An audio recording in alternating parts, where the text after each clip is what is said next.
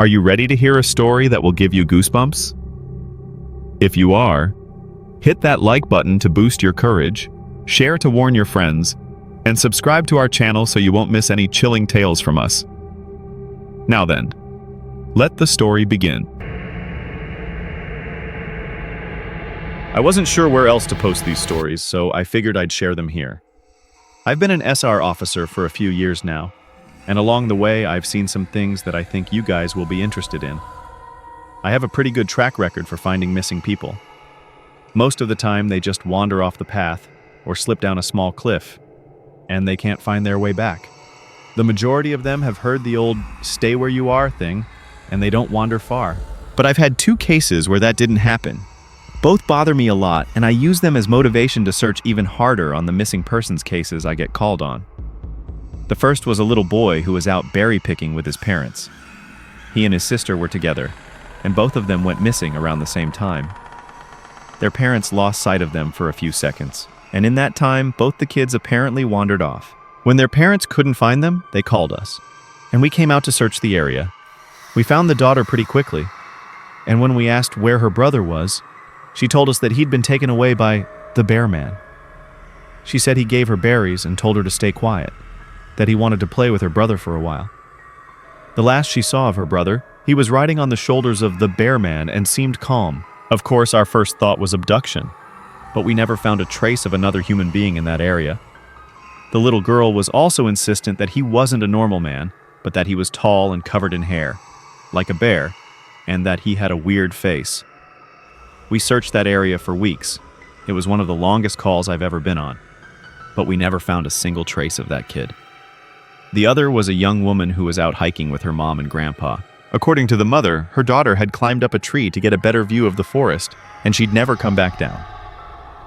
They waited at the base of the tree for hours, calling her name before they called for help. Again, we searched everywhere, and we never found a trace of her. I have no idea where she could possibly have gone, because neither her mother or grandpa saw her come down. A few times I've been out on my own searching with a canine, and they've tried to lead me straight up cliffs. Not hills, not even rock faces. Straight, sheer cliffs with no possible handholds. It's always baffling. And in those cases, we usually find the person on the other side of the cliff, or miles away from where the canine has led us. I'm sure there's an explanation, but it's sort of strange. One particularly sad case involved the recovery of a body. A 9-year-old girl fell down an embankment and got impaled on a dead tree at the base. It was a complete freak accident, but I'll never forget the sound her mother made when we told her what had happened. She saw the body bag being loaded into the ambulance, and she let out the most haunting, heartbroken wail I've ever heard. It was like her whole life was crashing down around her, and a part of her had died with her daughter. I heard from another SR officer that she killed herself a few weeks after it happened. She couldn't live with the loss of her daughter. I was teamed up with another SAR officer because we'd received reports of bears in the area. We were looking for a guy who hadn't come home from a climbing trip when he was supposed to, and we ended up having to do some serious climbing to get to where we figured he'd be. We found him trapped in a small crevasse with a broken leg. It was not pleasant. He'd been there for almost 2 days, and his leg was very obviously infected. We were able to get him into a chopper, and I heard from one of the EMTs that the guy was absolutely inconsolable. He kept talking about how he'd been doing fine, and when he'd gotten to the top, a man had been there. He said the guy had no climbing equipment, and he was wearing a parka and ski pants. He walked up to the guy, and when the guy turned around, he said he had no face. It was just blank. He freaked out and ended up trying to get off the mountain too fast, which is why he'd fallen. He said he could hear the guy all night, climbing down the mountain and letting out these horrible muffled screams. That story bothered the hell out of me. I'm glad I wasn't there to hear it. One of the scariest things I've ever had happen to me involved the search for a young woman who'd gotten separated from her hiking group. We were out until late at night because the dogs had picked up her scent. When we found her, she was curled up under a large rotted log. She was missing her shoes and pack, and she was clearly in shock. She didn't have any injuries, and we were able to get her to walk with us back to base ops. Along the way, she kept looking behind us and asking us why that big man with black eyes was following us. We couldn't see anyone, so we just wrote it off as some weird symptom of shock. But the closer we got to base, the more agitated this woman got. She kept asking me to tell him to stop making faces at her. At one point, she stopped and turned around and started yelling into the forest, saying that she wanted him to leave her alone. She wasn't going to go with him, she said, and she wouldn't give us to him. We finally got her to keep moving, but we started hearing these weird noises coming from all around us. It was almost like coughing, but more rhythmic and deeper. It was almost insect-like. I don't really know how else to describe it. When we were within sight of base ops, the woman turns to me, and her eyes are about as wide as I can imagine a human could open them. She touches my shoulder and says, "He says to tell you to speed up. He doesn't like looking at the scar on your neck." I have a very small scar on the base of my neck, but it's mostly hidden under my collar, and I have no idea how this woman saw it. Right after she says it, I hear that weird coughing right in my ear, and I just about jumped out of my skin. I hustled her to ops, trying not to show how freaked out I was. But I have to say, I was really happy when we left the area that night. This is the last one I'll tell, and it's probably the weirdest story I have. Now, I don't know if this is true in every SAR unit, but in mine, it's sort of an unspoken regular thing we run into. You can try asking about it with other SR officers, but even if they know what you're talking about, they probably won't say anything about it. We've been told not to talk about it by our superiors, and at this point, we've all gotten so used to it that it doesn't even seem weird anymore. On just about every case where we're really far into the wilderness, I'm talking 30 or 40 miles, at some point we'll find a staircase in the middle of the woods. It's almost like if you took the stairs in your house, cut them out, and put them in the forest. I asked about it the first time I saw some, and the other officer just told me not to worry about it, that it was normal. Everyone I asked said the same thing. I wanted to go check them out, but I was told, very emphatically, that I should never go near any of them. I just sort of ignore them now when I run into them, because it happens so frequently. I have a lot more stories, and I suppose if anyone's interested, I'll tell some of them tomorrow. If anyone has any theories about the stairs, or if you've seen them too, let me know. So I logged back on tonight and was blown away by the staggering amount of interest this seems to have generated. First off, I'll address a few things that you guys have brought up. There's been an overwhelming amount of people mentioning the similarity between some of my stories and those of David Paulides. I assure you I'm not trying to rip him off in any way. I've got nothing but respect for the guy. He's actually what inspired me to write this, because I can verify a lot of the things he talks about. We do have a lot of these strange missing persons cases, and most of the time they aren't solved. Either that, or we find them in places they have no business being. I personally haven't been on many calls like that, but I'll share a few that I've seen, and a story my friend told me that relates to this. There was a lot of feedback about the stairs, so I'll touch on that briefly here, and I'll also include a story. They come in a variety of shapes, sizes, styles, and conditions. Some are pretty dilapidated, just ruins, but others are brand new. I saw one set that looked like they came from a lighthouse. They were metal and spiral, almost old-fashioned. The stairs don't go up infinitely or farther than I can see, but some sets are taller than others. Like I said before, just imagine the stairs in your house, as if someone cut and pasted them in the middle of nowhere. I don't have any pictures. It's never really occurred to me to try again after the first time, and I don't really feel like risking my job over it. I'll try again in the future, but I can't really promise anything. A few people expressed confusion about the guy who ran into the man with no face. Just to clarify, when the climber ascended and reached the top of this peak, he saw another man in a parka and ski pants. This was the man with no face. Sorry about the confusing wording of that story. I'll try to avoid that in the future. Alright, on to the news stories. As far as missing persons go, I'd say about half the calls I get are related to that. The others are rescue calls. People who fall down cliffs and hurt themselves, get injured by fire. You wouldn't believe how often this happens. Mostly drunk kids. Get bitten or stung by animals or insects. We're a tight team, and we have veterans who are excellent at finding signs of lost people. That's what makes these cases where we never find any trace of them so frustrating. One in particular was upsetting for all of us because we did find a trace of them, but it just led to more questions than answers. An older man had been hiking alone on a well-established trail, but his wife called to say that he hadn't come home when he should have. Apparently, he had a history of seizures, and she was worried that he hadn't taken his medication and had suffered one out on the trail. Before you ask, I have no idea why he thought it was okay to go out alone, or why she didn't go with him. I don't ask about that kind of thing because past a certain point, it really doesn't matter. Someone is missing, and it's my job to find them. We went out in a standard search formation, and it wasn't long before one of our vets found signs that the guy had gone off the trail. We grouped up and followed him, spreading out in a fan to make sure we were covering as much ground as possible. Suddenly, a call comes over the radio telling us to all head back to the vet's location. And we come right away, because this usually means the missing person is injured and we need a full team to help get them out safely. We meet back up and the vet is just standing at the base of a tree with his hands on the sides of his head. I ask my buddy what's going on, and he points up into the branches of this tree. I almost couldn't believe what I was seeing, but there's a walking stick dangling from a branch at least 30 feet off the ground. The little strap thing on the handle has been looped around the branch and it's just hanging there. There's no way the guy could have tossed it up that far, and we don't see any other signs that he's still in the area. We call up into the tree, but it's obvious no one's in it. We're all just sort of left scratching our heads. We keep searching for the guy, but we never find him. We even bring our canines out, but they lose his scent long before this tree. Eventually, the search is called off, because there are other calls we have to attend to, and past a certain point, there's not much we can do. The guy's wife called us every day for months, asking if we'd found her husband, and it was heartbreaking to hear her get more and more hopeless each time. I'm not sure why this call in particular was so upsetting, but I think it was just the sheer improbability of it. That and the questions that were raised. How the hell had this guy's cane ended up there? Did someone kill him and toss that up there as some weird trophy? We did our best to find him, but it was almost like a taunt. We still talk about that one from time to time. Missing kids are the most heartbreaking. Doesn't matter what circumstances they go missing under. It's never easy, and we always dread the ones we find deceased. It's not common, but it does happen.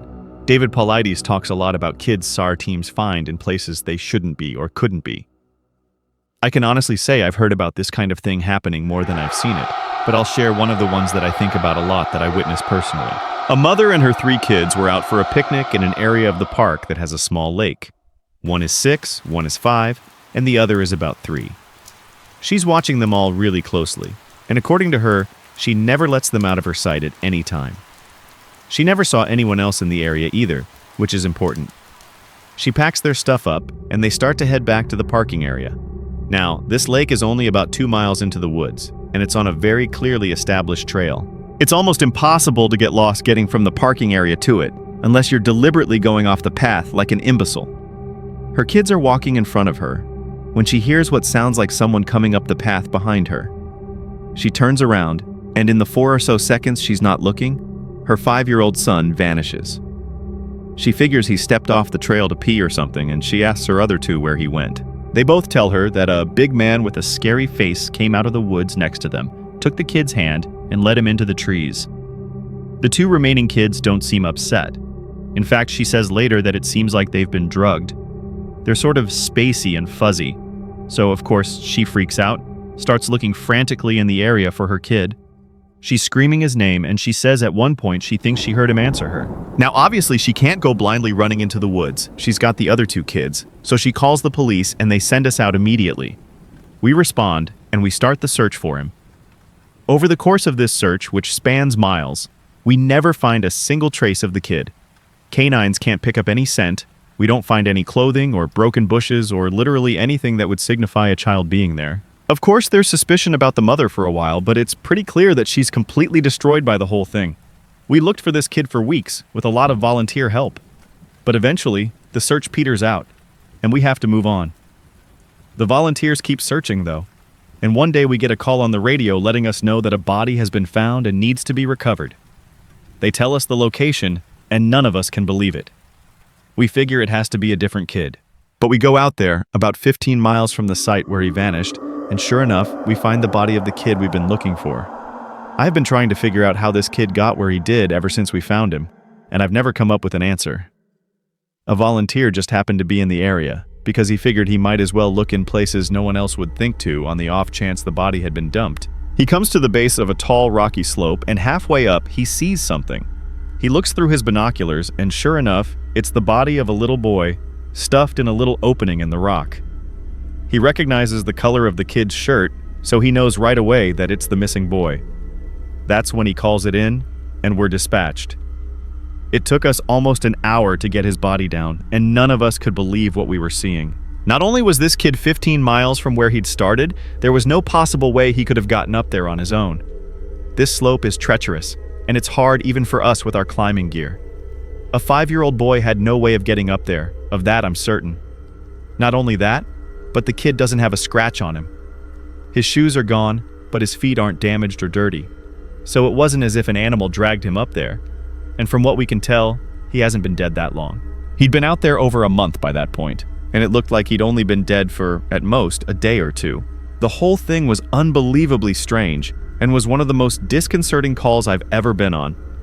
We found out later that the coroner determined the kid had died from exposure. He'd frozen to death, probably late at night 2 days before we found him. There were no suspects and no answers. To date, it's one of the weirdest things I've ever seen. One of my first jobs as a trainee was a search op for a 4-year-old kid that had gotten separated from his mom. This was one of those cases where we knew we were going to find him because the dogs were on a strong scent trail, and we saw clear signs that he was in the area. We ended up finding him in a berry patch about half a mile from where he'd been last seen. Kid wasn't even aware that he'd wandered that far. One of the vets brought him back, which I was glad for because I'm really not good with kids, and I find it hard to talk to them and keep them company. As my trainer and I are headed back, she decides to take me on a detour to show me one of the hot spots where we tend to find missing people. It's a natural dip in the land near a popular trail, and people will usually move downhill because it's easier. We hike out there, it's a few miles away, and we get there in about an hour or so. As we're walking around the area and she's pointing out places she's found people in the past, I see something in the distance. Now, this area we're in is about 8 miles from the main parking area, though there's back roads you can take to get closer if you don't want to hike that far. But we're on state-protected land, which means there can't be any kind of commercial or residential development out here. The most you'll ever see is a fire tower or makeshift shelter that homeless people think they can get away with building. But I can see from here that whatever this thing is has straight edges, and if there's one thing you learn quickly, it's that nature rarely makes straight lines. I point it out, but she doesn't say anything. She just hangs back and lets me wander over and check it out. I get within about 20 feet of it, and all the hair on the back of my neck stands up. It's a staircase, in the middle of the fucking woods. In the proper context, it would literally be the most benign thing ever. It's just a normal staircase, with beige carpet and about 10 steps tall. But instead of being in a house, where it obviously should be, it's out here in the middle of the woods. The sides aren't carpeted, obviously, and I can see the wood it's made of. It's almost like a video game glitch, where the house has failed to load completely, and the stairs are the only thing visible. I stand there, and it's like my brain is working overtime to try and make sense of what I'm seeing. My trainer comes and stands next to me, and she just stands there casually, looking at it as if it's the least interesting thing in the world. I ask her what the fuck this thing is doing here, and she just chuckles. Get used to it, rookie. You're gonna see a lot of them. I start to move closer, but she grabs my arm, hard.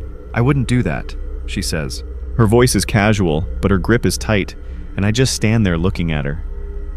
You're gonna see them all the time, but don't go near them. Don't touch them.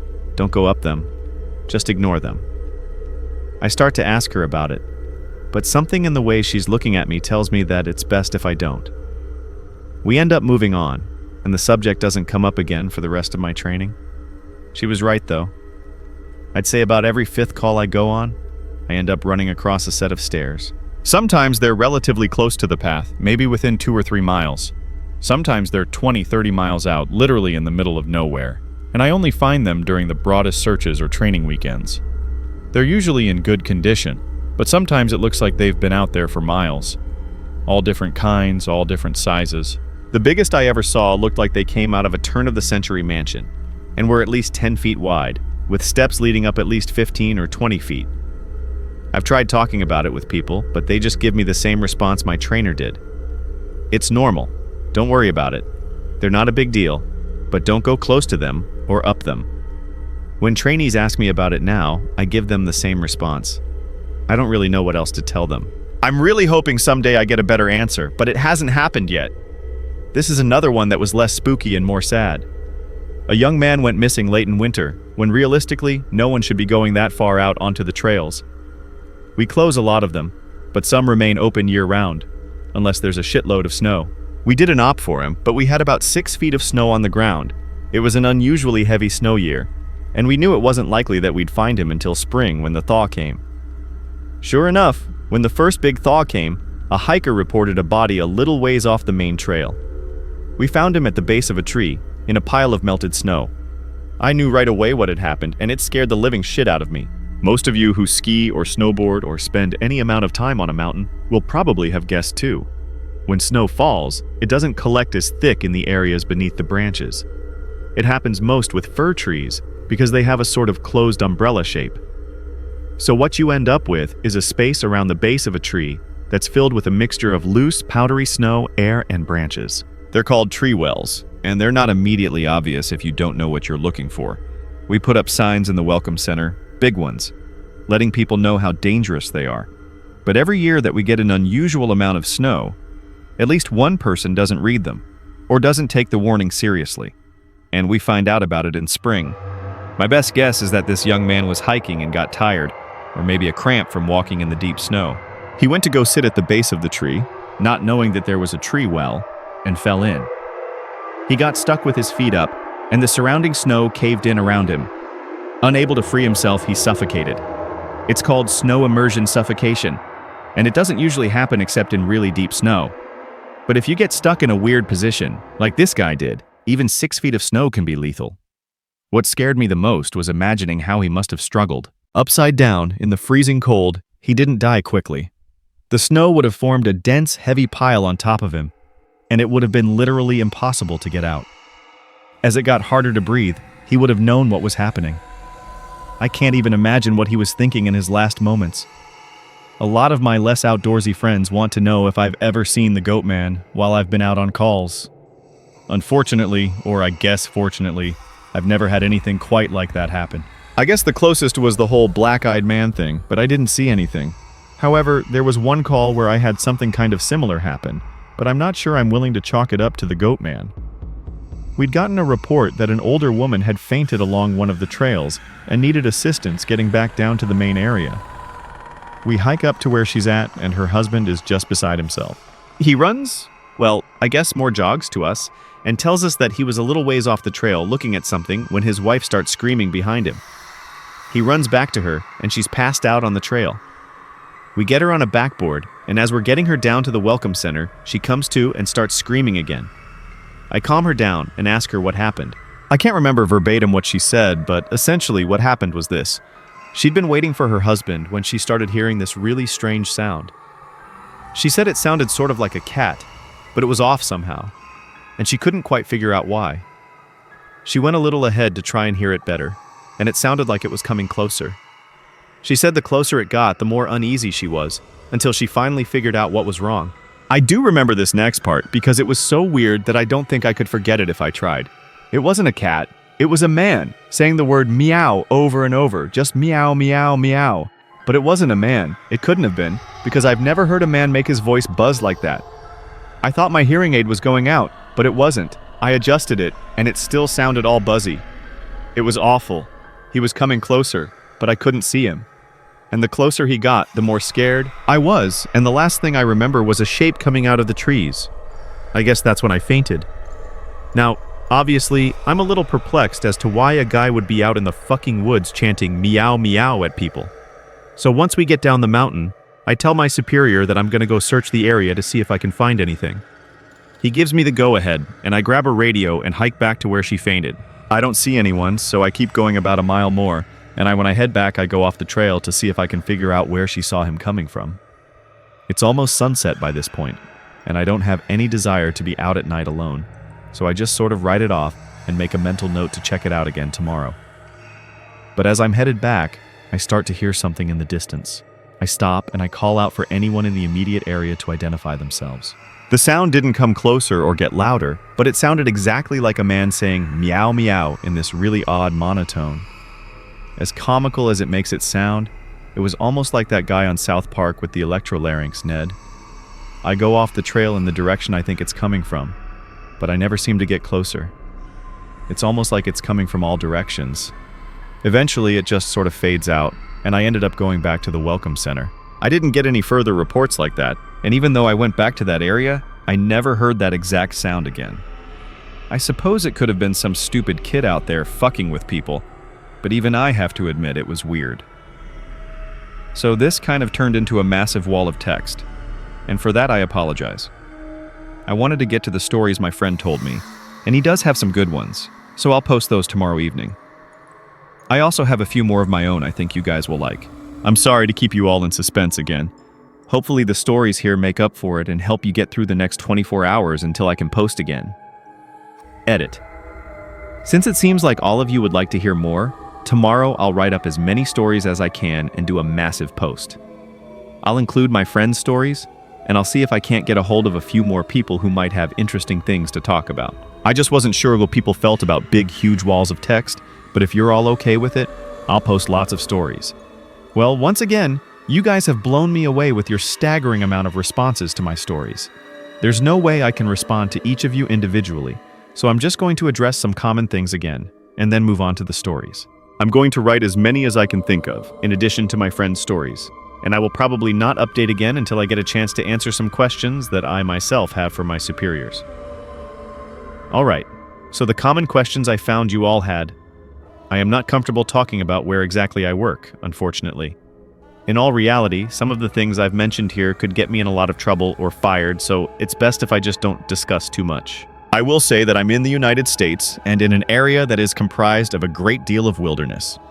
We're talking hundreds of miles of thick forest with a mountain range and a few lakes. There is still a great amount of interest in the stairs, and luckily for you guys, my friend has a story that I think you'll all be very interested in. I'll go into that more at the end of this update. As for whether or not I have ever thought of asking my superiors about them, I have, but again, I don't want to risk my job.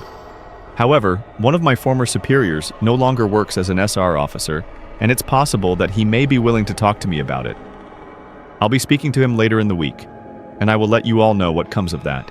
As far as advice on becoming an SR officer goes, I think the best advice I can give is to contact your local Forest Service office and see if they offer in training courses, or what the qualifications are. I've been doing this for years, and I started out as a volunteer helping on SR operations. It's a great job, despite the occasional tragic situations, and I wouldn't want to do anything else. All right, let's move on to the stories. The first happened on a case that I went out on right after I got out of training and was still pretty new to everything.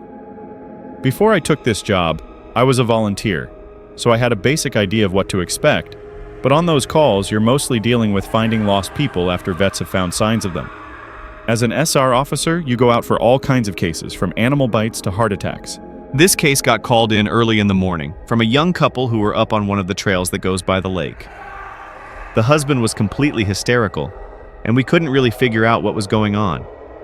We could hear the woman screaming in the background, and he was begging us to come up there right away. When we get there, we see him holding his wife, and she's got something in her arms. She's screaming these awful, almost animal-like screams, and he's sobbing. He sees us and he screams at us to help them, to please get an ambulance up there.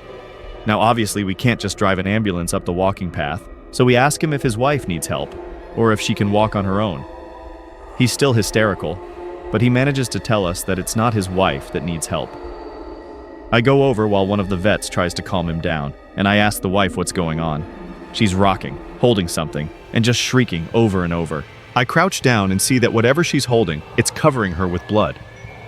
That's when I notice the sling on her front, and my heart sinks. I ask her to tell me what's going on, and I sort of pry her arms gently open so I can see what she's holding. It's her baby, obviously dead. His head is caved in on one side, and he's covered in scratches. Now, I've seen dead bodies before, but something about this whole situation hits me hard. I have to take a second to compose myself, and I get up and go get one of the other vets who's standing by. I tell him that it's a dead kid, and he sort of pats my shoulder and tells me he'll deal with it. It took us over an hour to get this woman to let us see her kid. Every time we try to take him from her, she flips out and tells us we can't have him, that he'll be okay if we just leave her alone and let her help him. But eventually, one of the vets manages to calm her down, and she gives us the body. We took it back to the med area, but when the EMTs showed up, they told us that there was never any hope of saving the kid. He died instantly from the trauma to his head. I was good buddies with one of the nurses who met them at the hospital, and she told me later what had happened. Turns out the couple had been walking with the baby in the sling, and they stopped because the kid was fussing. The dad takes the kid and is holding him, looking out over this little gully by the path.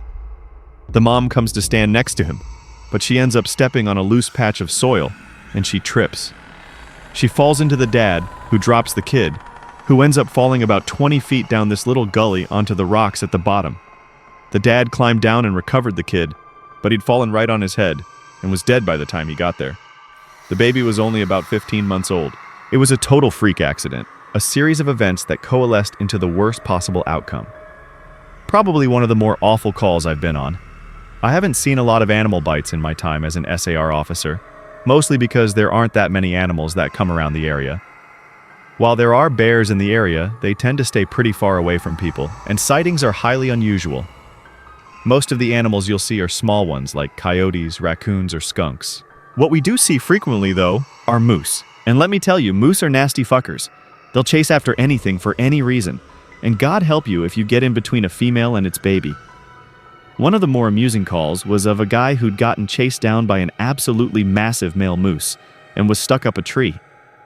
Took us almost an hour to get him down, and when he was finally on solid ground again, he looks at me and says, "God damn, them fuckers is big up close." I guess that's not really a scary story, but we still laugh about that one.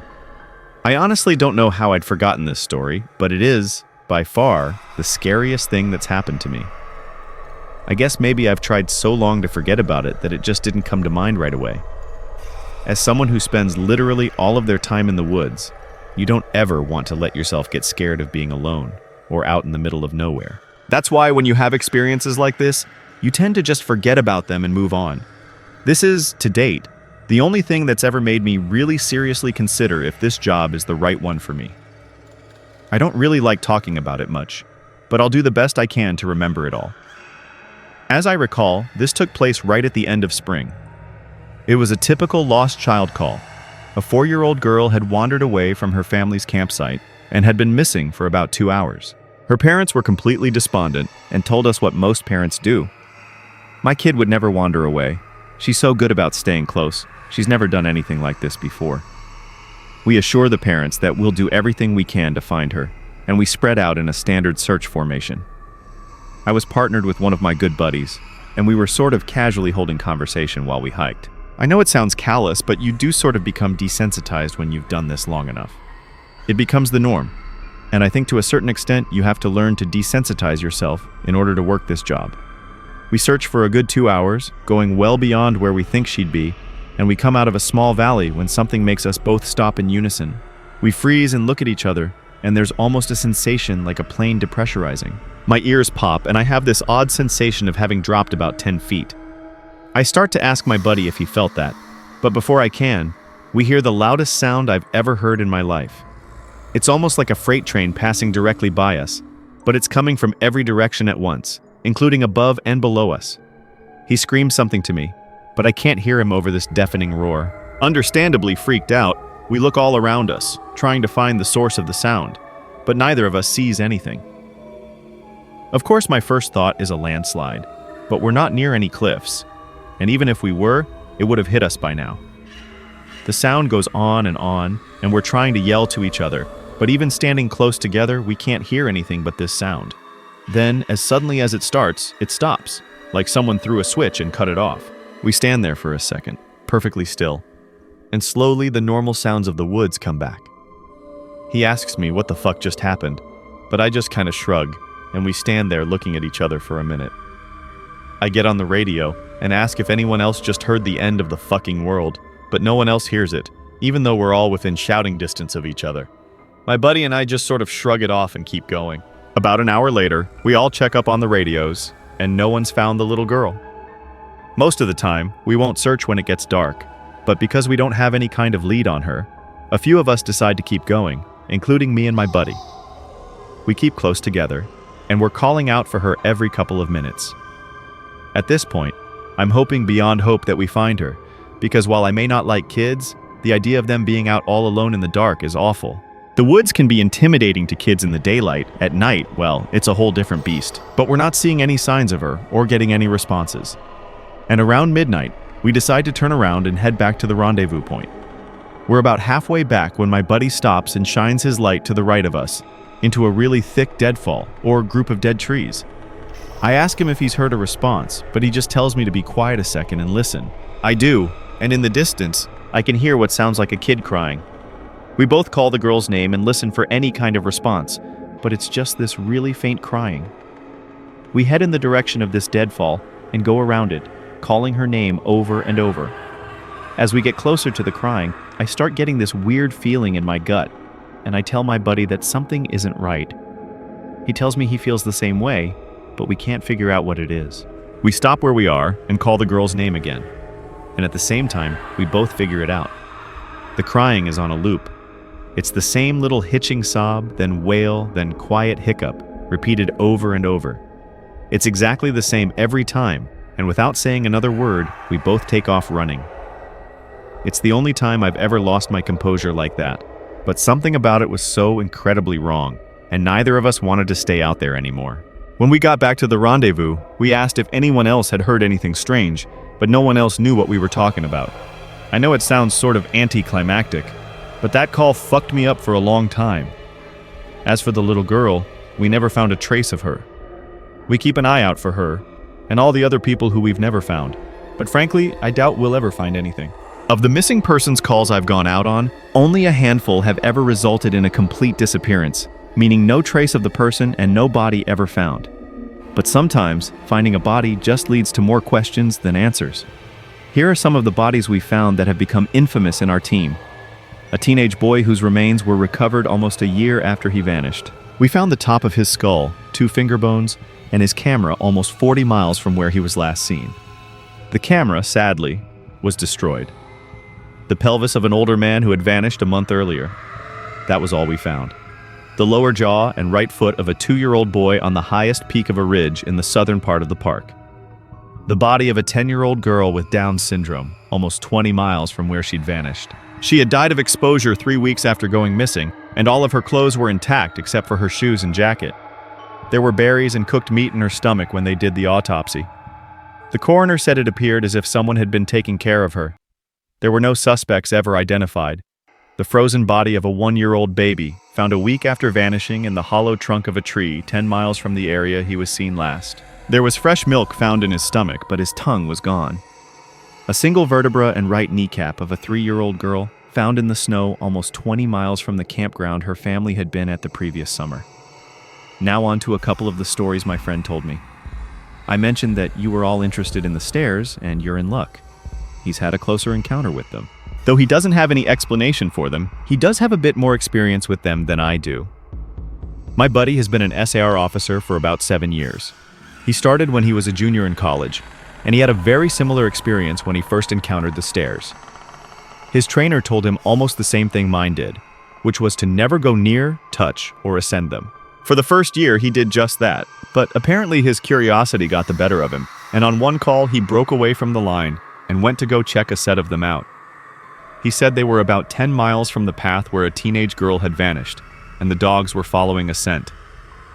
He was on his own, lagging behind the main group, when he saw a set of stairs off to his left. They looked like they were from a new house because the carpeting was pristine and white. He said that as he got closer, he didn't feel any different or hear any weird noises. He was expecting something to happen, like bleeding from his ears or collapsing. But he got right up next to them and didn't feel anything. The only thing, he said, that was odd was that there was absolutely no debris on the steps. No dirt, leaves, dust, anything. And there didn't appear to be any signs of animal or insect activity in the immediate area, which he found strange. It was less like things were avoiding them, and more like they just happened to be in a relatively barren part of the forest. He touched the stairs and didn't feel anything except that sort of sticky feeling you get from new carpet. Making sure his radio was on, he slowly climbed the stairs. He said it was terrifying because the way they'd been stigmatized, he wasn't really sure what was going to happen to him. He joked that half of him expected to be teleported to some other dimension, and the other half was watching for a UFO to come swooping down. But he got to the top with little event, and he stood there looking around. But, he said, the longer he stood on the top step, the more he felt like he was doing something very, very wrong. He described it as the feeling you'd get if you were in a part of a government building you have no business being in. As if someone was going to come and arrest you or shoot you in the back of the head at any second. He tried to brush it off, but the feeling got stronger and stronger, and that's when he realized that he couldn't hear anything anymore. The sounds of the forest were gone, and he couldn't hear his own breathing. It was like some kind of weird, awful tinnitus, but more oppressive. He climbed back down and rejoined the search and didn't mention what he'd done. But, he said, the weirdest part came after. His trainer was waiting back at the welcome center after the search ended for the day, and he cornered my buddy before he could leave. He said his trainer had this look of intense anger, and he asked what was wrong. "You went up them, didn't you?" My buddy said it wasn't phrased as a question. He asked how his trainer knew. The trainer just shook his head. "Because we didn't find her. The dogs lost her scent." My buddy asked what that had to do with anything. The trainer asked how long he'd been on the stairs, and my buddy said no more than a minute. The trainer gave him this really awful, almost dead-eyed look, and told him that if he ever went up another set of stairs again, he'd be fired. Immediately. The trainer walked away, and I guess he's never answered any of the questions my buddy has asked him about it since. My buddy has been involved in a lot of missing persons cases where there's never been a trace of them found. I mentioned David Paulides, and my buddy said he can confirm that those stories are, for the most part, accurate. He said that most of the time, if the person isn't found right away, they're either never found, or they're found weeks, months, or years later, in places they can't possibly have gotten to. One story he told me really stood out that involved a 5-year-old boy with a severe mental disability. The little boy vanished from a picnic area in the late fall. In addition to the mental disability, he was also physically handicapped, and his parents explained over and over that he simply could not have vanished. It was impossible. Someone had to have taken him. My buddy said they searched for this kid for weeks, going miles out of the accepted range, but it was like he'd never been there. The dogs couldn't pick up his scent anywhere, not even in the picnic area where he'd apparently vanished from. Suspicion fell on the parents, but it was pretty clear that they were devastated and hadn't done anything sinister to their kid. The search was concluded about a month later, and my buddy said everyone had pretty much forgotten it by later in the winter. He was out on a training op in the snow on one of the higher peaks when he came across something in the snow. He said he saw it from far away at first, and when he got closer, he realized it was a shirt, frozen and sticking partway out of the powder. He recognized it as belonging to the kid because it had a distinctive pattern. About 20 yards away, he found the kid's body, laying partially buried in the snow. My buddy said there was no way the kid had been dead for any more than a few days, even though he'd been missing for almost 3 months. The kid was curled around something, and when my buddy brushed off the snow to see what it was, he said he almost couldn't believe what he was seeing. It was a big chunk of ice that had been carved crudely to look sort of like a person. The kid was holding it so tight that it had frostbitten his chest and hands, which my buddy could tell even with the decay that had taken place. He radioed the rest of the crew, and they took the body off the mountain. Now he recapped all of this for me, and to put it simply, there was no way this kid could have both survived for almost 3 months on his own, or have gotten to this peak. There was no physical way this child could have walked almost 50 miles and ended up on the top of a goddamn mountain. To top it off, there was nothing in the kid's stomach or colon. Nothing. Not even water. It was like my buddy said the kid had been taken off the face of the earth, put in suspended animation, and dropped on this mountain months later, only to die of exposure. He's never really gotten over that one.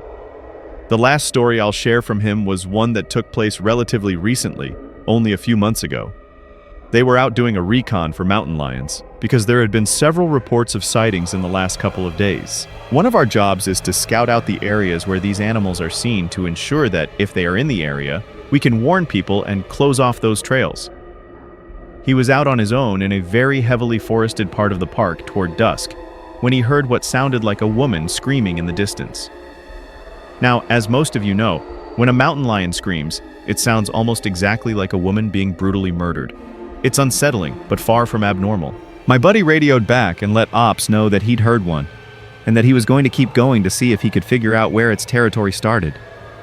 He heard the mountain lion scream a couple more times, always from the same spot, and determined the approximate area of the mountain lion's territory. He was about to head back when he heard another scream, this time within only a few yards of him. Of course, he freaks out and starts heading back at a much faster pace, because the last thing he wants is to run into a goddamn mountain lion and get mauled to death. As he got back on the path and started heading back, the screaming followed him, and he broke into a jog. When he was about a mile from ops, the screaming stopped, and he turned around to see if it was following him. It was almost night by this point, but he said in the distance, just before the path rounded a corner, he could see what looked like a male figure. He called out to them, warning them that the paths were closed and that he needed to come back to the welcome center. The figure just stood there, and my buddy started to walk over. When he was about 10 yards away, the figure took, as he described, an impossibly long step toward him and let out the same scream my buddy had been hearing. My buddy didn't even say anything. He just turned and sprinted back to Ops, never looking behind him. By the time he got back, the screaming had moved back into the woods. He didn't mention it to anyone else, just said that there was a mountain lion in the area, and that they would need to close those paths until the animal could be located and moved. I'm going to end this entry here, since it's turned into a huge wall of text. I'm going to be heading out on a yearly training op tomorrow morning, so I'll be gone until early next week. I'll be meeting with a lot of former trainers and buddies who work in other areas of the park, and I'll be asking around about any stories they'd like to share. I'm so glad you guys have been interested in my stories, and once I'm back from this op, I'll continue to share them. Hey guys! I'm back from my training op, and I have a lot of really interesting stories to share with you. I've got enough that I'm going to break them up into 2 parts, this being the first. I'd love to put them all in one entry, but I just haven't had a chance to write them all down yet. I didn't have anything too crazy happen while I was out there, but we did have one incident with a rookie that I found relevant. Since I'm sure you guys have been waiting for these, I'll just get right into the stories. I'll assign each batch of stories to the person who told them to me. KD. KD is a vet who's been an SAR officer for about 15 years. She specializes in high-elevation mountain rescues and is widely considered one of the best in her field. She was one of the more enthusiastic storytellers, and since we were together a fair amount during exercises, she ended up telling me about 4 that really stuck with me. The first she told me in response to my asking about her most traumatic calls. She shook her head and told me that really bad calls happen more frequently on the mountain, since the potential for nasty accidents is higher. About 5 years ago, one of the parks she worked at had a string of disappearances. It was a bad year, she said, one of the worst on record as far as weather went. They were getting about a foot of new snow every couple of days, and there were a few avalanches that killed some climbers. They'd warned people about staying on the mapped areas, but of course there's always those who don't listen. In one particularly nasty case, an entire family got wiped out because the father decided he knew better than the officials, and he took them out into an area that wasn't safe. They were snowshoeing, and as best KD could figure, they'd walked onto a shelf of snow that looked solid but actually wasn't. It gave way, and this family went ass over tea kettle almost 300 feet down a slope. They landed on the rocks at the bottom, and the parents died instantly. One of the kids did as well, but the other 2 survived. One had a broken leg and fractured ribs, the other was almost unharmed save for some bruising and a sprained ankle. The uninjured child left his sibling behind and set out to find help. KD said the kid didn't make it more than half a mile before a storm overtook him. Kid stopped to try and get warm, or maybe just to rest, and ended up freezing to death. They ended up finding the family with the help of some witnesses who saw them heading out into the wilderness, and she was the one to find the kid who'd frozen to death looking for help. She said it had started to snow, just enough to obscure long-distance vision, but not enough to make searching impossible. She saw a figure sitting in the snow up ahead, and she got to it as quickly as possible. She described in detail how as she got closer, she realized first that it was a child, second that they were deceased, and third that they had frozen in one of the most pitiful positions she's ever found a corpse in. The kid was sitting upright, with his knees tucked up against his chest. His arms were curled around them, and his head was tucked up in his coat. When she moved the coat to look at his face, she saw that he'd died crying. His face was twisted, and the tears were frozen on his cheeks. She said it was painfully obvious that the kid was terrified when he succumbed to hypothermia, and as a mother, it broke her heart.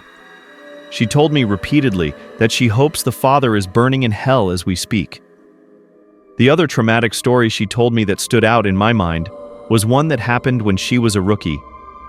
Her team got a report of an experienced climber who hadn't come home the previous day. His wife was convinced that something bad had happened because he'd never failed to come home on time. They went out looking for him and had to climb what sounded like some very technically challenging parts of the mountain. They got to a relatively flat area, and KD started seeing blood in the snow. She followed the trail, and as she went, she started seeing little bits of tissue.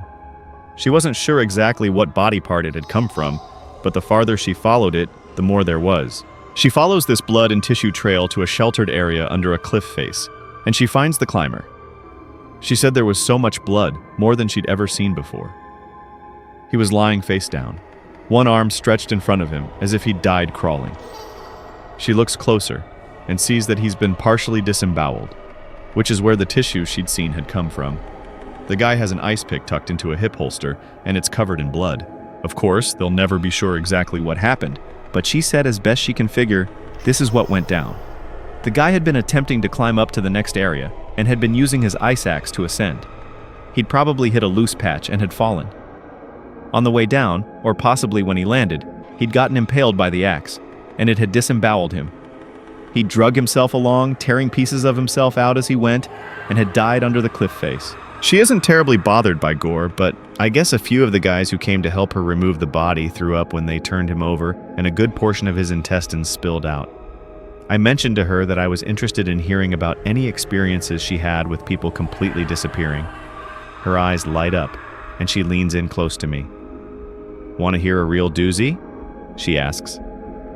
She tells me about how, when she first started, there was a case that got a lot of attention in the media. A family had been out berry picking in an area of the forest very close to the entrance of the park. They had 2 little boys, both under the age of 5, and at some point during the day, one of them vanishes. There's an absolutely massive search, and they find absolutely nothing. It's another of those cases where it's like the kid was never there in the first place. The dogs just sit down and don't pick up on anything. No trace of the kid is found. The search goes on for about 2 months, but is eventually called off. Fast forward to 6 months later. The family comes back to place flowers at a memorial that's been set up there for the kid. They bring their other son. While they're placing the flowers, they lose sight of the kid for about 3 seconds. And in that span of time, he vanishes into thin air. Now obviously, the parents are beyond devastated. It's awful enough to lose one child, but to lose 2 is beyond imagining. The search is huge, one of the largest in state history. There are about 300 volunteers combing every inch of this park, looking for the kid. But again, there's no trace of him. The search goes on for about a week, with people looking miles from the part of the park he vanished from. And then, almost 2 weeks later, a volunteer almost 15 miles from the designated search area radios in that he's found the kid. They assumed that the kid was dead, but the volunteer says he's not only alive, he's in good shape. KD and her team go out to recover the kid, and when they get there, she can't believe that this is the kid that's been missing. His clothes are clean, there's no dirt on him anywhere, and he doesn't appear traumatized. The volunteer says he found the kid sitting on a log, playing with a little twig bundle that's bound together with some old rope. KD asks him where he's been, who he was with for those 2 weeks, and the kid tells her that he's been with the fuzzy man. Now KD firmly believes in Bigfoot, so she gets all excited and asks what he means by fuzzy. Was he hairy? But the kid says no, he wasn't hairy. He was a fuzzy man, and he describes a man that's blurry, like when you close your eyes, but not all the way closed. He says the man came out of the trees and took the kid with him deep into the woods. The kid says he slept in a hollow tree, and the fuzzy man gave him berries to eat. KD asks if the man was mean, if he scared the kid, and the kid says no, he wasn't scary. But I didn't like how he didn't have eyes. KD says they get the kid back to headquarters, and a cop takes him into town to talk to him more about what happened. She's friends with the cop that talked to him. And she said the kid described being kept in this tree by the fuzzy man and given berries whenever he was hungry. He was allowed to wander around a very specific clearing, but when he tried to go further, the fuzzy man would get mad and yell real loud even though he didn't have a mouth. When the kid got scared at night, the fuzzy man made it go brighter and gave him the twig bundle. He said the fuzzy man was going to keep him, but he had to let him go because the kid wasn't the right kind. He either can't or won't elaborate more on that. The cops are just sort of left scratching their heads, and the search for his brother is renewed with no results. The kid has no idea where his brother might be, and they never find him. The last story that KD told me was of something that happened to her when she got separated from her training group when she was a rookie. They were learning the basics of high-elevation belaying on a well-mapped side of the mountain, and she had to use the bathroom. She went off about 50 yards from the group during a meal break and did her business. I'll tell the rest exactly as she told it to me. So I go to take a piss, and once I'm done, I start going back to the group. But I've only gotten about 5 feet when I realize that I have no idea where I am. And this wasn't a, oh, I got turned around, lost. I mean, I had literally no fucking clue where I was. If you'd asked me, I don't even think I'd have been able to tell you what state we were in. It was sort of how I imagine people with amnesia feel, you know? You're completely lost and you have no idea what to do. So I stood there for a while, just trying to figure out where the fuck I was and what I was supposed to do. But the longer I stand there, the more confused and turned around I get, so I started walking. As I recall, I just picked a random direction and went for it. And as I'm walking, it's just getting worse and worse to the point where I have no concept of why I'm on the mountain in the first place. I'm just trudging through the snow, and then I start hearing this voice. It's kind of inside my head almost. Like if a frog could talk, all low and croaky. And it's telling me over and over, it's okay, you just need to find something to eat. Find something to eat and you'll be okay. Just keep walking and find something to eat. Eat. So I start looking around for anything that I can eat. And I swear to God, I've never felt that hungry in my whole life. It was bottomless. And I think I'd have eaten just about anything you put in front of me right then. I had no concept of time, so I had no idea how long I'd been out when I hear an actual voice coming toward me. I go toward it and see one of the other SARs, and he looks fucking terrified. He's running toward me, asking if I'm okay and what the hell I'm doing out here. And the scary thing was, as he's running toward me, I kind of see myself reaching into my belt for my hunting knife. I'm not even really thinking about what I'm doing, but what I am thinking is that I have to eat. If I don't eat, I'll never be okay again, so I just have to eat. He sees me doing that and he backs off right away. He yells at me to put my knife away, that he's not going to hurt me, and that kind of snaps me back. All of a sudden, I know exactly where I am, and I put the knife away. I run to him and ask him how long I've been gone, thinking he'll tell me I've been gone for half an hour or so. But he tells me I've been gone for 2 fucking days. I've gone over 2 peaks and ended up almost on the other side of the mountain, and if I'd kept going, I would have ended up wandering into about 300 miles of wilderness. They'd never have found me. He can't believe I'm not dead, and of course I don't know what the fuck to think. To me, no time has passed at all. I don't say anything, I just go back with him to a rendezvous point, and I'm taken back to HQ to be airlifted to the hospital. When I get there, they do all kinds of tests and try to figure out what happened. As best they can guess, I had some kind of weird fugue state, which is kind of like amnesia, or a weird seizure that knocked my brain out of whack. But the truth is that we really don't know. It's never happened again, but I'll tell you, ever since then I never go out there alone. People rag on me for making them come with me when I have to leave the group, but I just tell them that listening to me piss in the snow is better than losing me for 2 fucking days on a freezing mountain. EW. The next person I talked to was EW, a former trainer who now works as an EMT. He still comes to ops like this to help out, but doesn't work full-time for us anymore. He specialized in finding lost kids. He just seemed to have a sixth sense when it came to knowing where they'd gone. He's a legend among the more senior vets, but he gets embarrassed if you compliment him on his work. He sat down with me at dinner one evening and we ended up swapping stories. Most of them were just casual, but when we got on the subject of our weirder calls, I mentioned that I'd had a buddy who'd gone up a set of stairs. He got kind of quiet and asked me if I'd heard of a little boy who disappeared from his park a few years back. I hadn't, so he told me this story. They were out looking for this 11-year-old boy, Joey, who'd gone missing near a river. Of course, the first thought was that he'd fallen in and drowned. But when they brought dogs out, they led SAR officers away from the river and up into a very densely forested area. When we do searches for people, we search in a grid pattern, and we search every box of the grid incredibly thoroughly. What EW's team noticed right away was that a very strange pattern was emerging. Dogs in alternating boxes were picking up Joey's scent, but losing it when they overlapped with another box.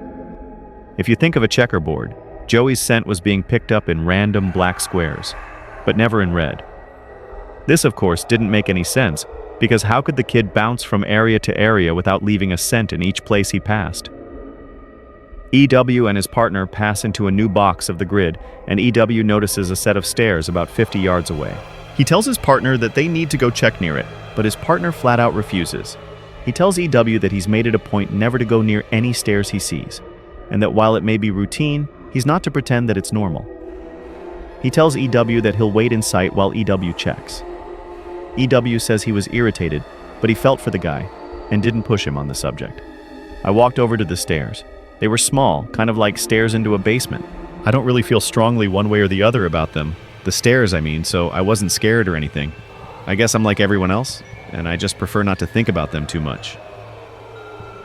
Anyway, I went over and I could see that there was something lying on the bottom step, sort of curled up. My hair sinks because, of course, you always hope for the best. And we were confident that we'd find this kid alive, because he'd only been missing for a few hours. But I knew right away that it was him and that he was dead. He was curled up in a little ball on the step, holding his stomach. It looked like he'd been in horrible pain when he died, but I didn't see any blood, except some on his lips and chin. I radioed in that I'd found him, and we got his body back to command. That poor family, they were devastated. The parents couldn't understand how he'd be dead, because he'd only been gone for such a short amount of time. And on top of that, we didn't have any obvious cause of death, which just made it worse. I figured he'd probably eaten something poisonous, since he was holding his stomach when I found him, but I didn't want to guess. It's hard enough to hear that your kid is dead, let alone have some stupid SAR guy guessing about what happened. They took him away, and I went home and tried not to think about it. I hate finding dead kids, man. I love this job, but it's one of the reasons I left. I've got 2 daughters, and the thought of losing them that way just... He choked up a little here. I'm not great with emotional stuff like that, and it's always sort of awkward to see a grown man cry, so I didn't really know what to do. He pulled himself together eventually, though, and he kept going. We don't always hear back from the coroners about cause of death. It's not really our job to know, I guess, and sometimes if they think it's foul play, they won't tell us because of legal bullshit. But I've got a friend who works for the sheriff's department, and he'll usually pass along any interesting info if I ask. In this case, though, I actually got a call from him about a week later. He asks if I remember the kid, and of course I do, and he says some seriously weird shit is going on. He tells me, "EW, man, you're gonna think I'm crazy, but the coroner has no idea what happened to this kid. He's never seen anything like it." My friend goes on to tell me that when the coroner opened the kid up, he couldn't even believe what he was seeing. The kid's organs were like Swiss cheese. Quarter-sized holes were punched clean through just about every single organ this kid had, aside from his heart and lungs. But his colon, his stomach, his kidneys, and even one of his testicles were full of these clean holes. My friend said the coroner described it as if someone had taken a hole punch and punched holes out of everything. They were so neat. But the kid didn't have a scratch on him, no entry or exit wounds. The closest anyone there had ever seen like it was a guy who'd filled himself full of buckshot a year or so back while cleaning his rifle. No one had a clue what could possibly have caused it. My friend asked me if I'd ever heard of anything like it, or if we'd had similar cases in the past. But I'd never even heard of something like that, and I told him I wasn't going to be of any help to him. As far as I know, the coroner determined the cause of death as something like massive internal bleeding, but no one knows what really happened. I've never been able to forget that kid. I have nightmares about it sometimes. I don't let my kids go into the woods alone, and when we go together, I never let them out of my sight. I used to love it out here, but that case and a couple others just sort of ruined it for me. Dinner was over, so we started to clean up and go back to our cabins. Before we went our separate ways, he put his hand on my shoulder and looked at me really close. He tells me that there's bad things out here. Things that don't care if we have families or lives, or that we can think and feel. He tells me to be careful and he walks away. I didn't have a chance to talk with him again, but that story stuck with me. PB. By pure coincidence, I got to talk to another vet, PB, who's been in the SAR field for years. We were partnered on a grid sweep during a training exercise, and we were chatting casually about how we liked the job, what kinds of things we'd seen, and the like. At one point, we passed an old set of stairs, though these were probably from an old fire lookout, given the area that we were in. I sort of casually mentioned that I was curious about the stairs, and that I wished I knew more about them. He got kind of quiet and looked like he wanted to tell me something, but wasn't sure if he should. Finally, he told me to turn my radio off. Obviously, this is something we are never ever supposed to do, but I did it, and he did the same. About 7 years ago, he tells me, he was out on a call with a rookie. They were in an area of the park that's had a lot of strange reports and events, disappearances, stories about lights in the forest, odd noises, things like that. The rookie was totally spooked, kept going on and on about things out in the woods. According to PB, the guy wouldn't stop talking about the goat man, just on and on, goat man this and goat man that. Finally, I told him that there was plenty else to be afraid of out here that was very real, and that he'd better get over this thing with the goat man. The rookie wanted to know what kinds of things I was talking about, and I just told him to shut up and walk. We crested a little ridge and there was a staircase about 10 yards ahead. The rookie stops dead in his tracks and just stands there looking at them. I tell him, "See? That's something you should be afraid of." The rookie asks me what the hell these are doing out here, and for some reason I just open up and tell him the truth. Or what I've been told is the truth. I could have gotten in a lot of trouble for doing what I did, and I could get in a lot of trouble for repeating it to you. But you're a nice kid, and I want you to stop looking into this. Quit while you're ahead. So I'll tell you what I know, under the condition that you never breathe a word of this to the soups. I told him I wouldn't say a word, and he double-checks that our radios are off. When I first started out, we were a little less tight-lipped about them, and other things that happen out here. We warned people before they were even hired that there was weird shit going on. I guess the Forest Service was tired of having such a massive turnover rate, and they wanted people to know what they were getting into. So they started having people sign these agreements that they wouldn't go to the media about what they were going to see. The FS didn't want to scare people away, so the last thing they needed were spooked rookies running off to the media with stories of ghosts and haunted stairs. But eventually, they found that the agreements weren't necessary. People not only didn't want to talk about what they saw, they wouldn't. A few times, media tried to talk to people when kids or hikers would disappear, and no one would say a word. I can't really explain it. I guess we just don't really want to admit anything is wrong. This is our job, to be out in the woods every single day. We don't need to be spooked, and the best way to avoid that is to pretend like everything's okay. So I'll tell you everything I can think of, and after that, I'm done talking about it for good, and I expect you not to bring it up around me, ever. The stairs have been out here as long as the parks have existed. We have records going back decades describing them. Sometimes people go up them, and nothing happens. Other times, look, I really don't like talking about this, but sometimes really bad shit happens. I saw one guy get his hand sliced clean off when he got to the top step.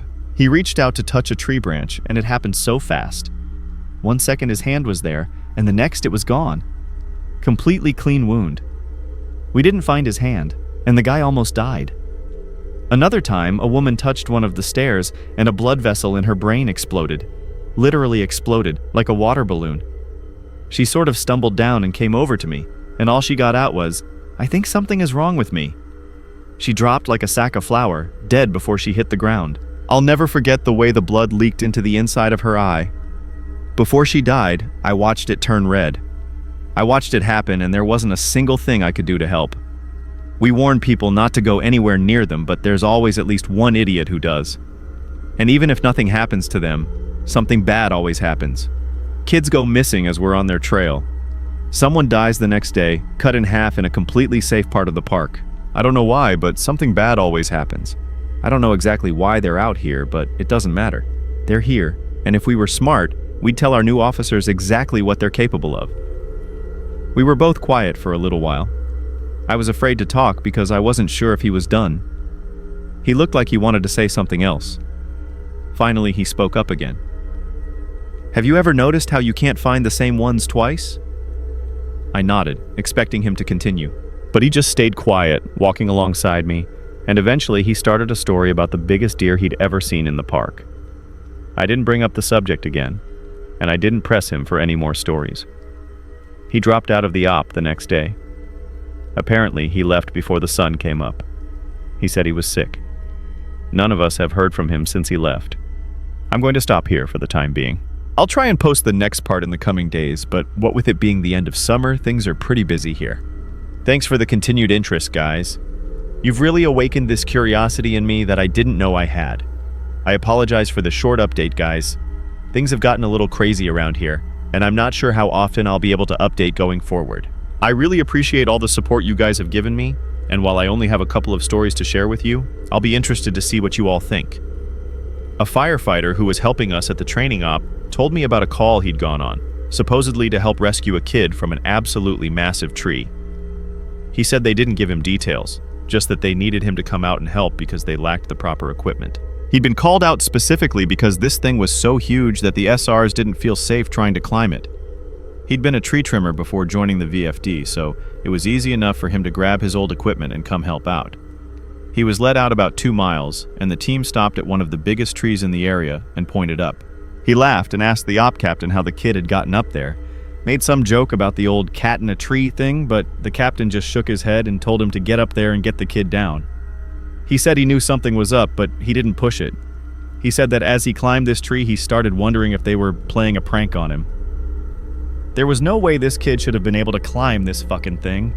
It was massive at the base, but about halfway up it started tapering, and I almost had to turn back a few times because I really didn't think it was going to hold me. But he said he kept going, and when he was just about at the top, he saw a flash of blue in the branches. I saw the kid's shirt sort of caught in a branch, and I called out to him and told him to come near me if he could. But he didn't say anything. I kept moving, calling the kid's name and telling him not to be scared, that I was there to help him. By the time I got to him, I knew he wasn't going to answer me. I found him, or what was left of him, cradled in the fork of a branch, and the fact that he was up there was sheer luck. If he'd fallen any other way, he'd have come crashing down. It wouldn't have mattered though, because this kid was dead long before he ended up in that tree. I don't know who put him there, or how, or why, but it was fucking sick. Kid's intestines had popped out of his mouth and were hanging in the branches. It was like some sick fucking Christmas tree, the way they were draped all over everything. I got a better look and saw they'd even popped out of his ass. His guts were hanging out the bottom of his pants. His eyes were gone, I assume shoved out from whatever force caused him to fucking pop like a stress ball. You ever seen a body that's been floating in water for a long time, how their tongues kind of swell up and stick out? His was like that. I remember because there were flies crawling all over it. I think I must have gone into shock because, man, I just pushed that kid down with a stick. I broke off a branch, just kind of poked him until he fell. I don't know why I did that. I almost lost my job because of that.